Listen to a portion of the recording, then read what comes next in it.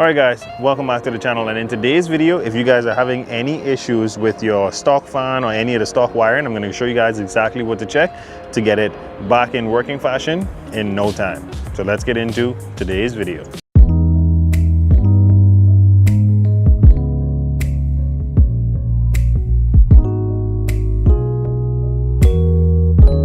Alright, so the first thing anyone is going to tell you to check when you are diagnosing a fan that's not going to come on is your coolant temp sensor.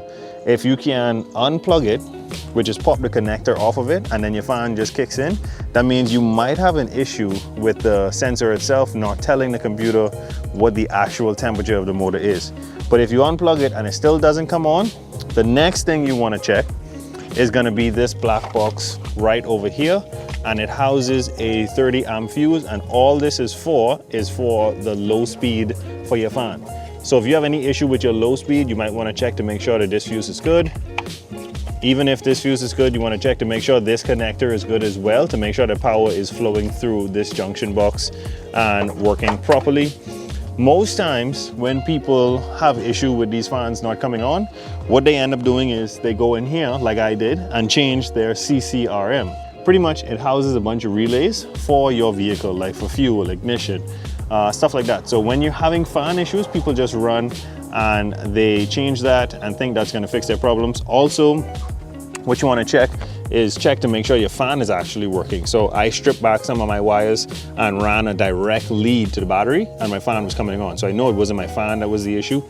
There is also a 50 amp fuse over there that I'm going to show you. So in this complete circuit, 50 amp fuse over there, 30 amp fuse in the small black box over here. The CCRM is in your wheel well, and that's where you see this bunch of plastic that I have in here because I wrapped it up to make sure no water gets to it. And my issue was quite different. I didn't have to change my CCRM or the fuse in this box or the fuse in the junction box.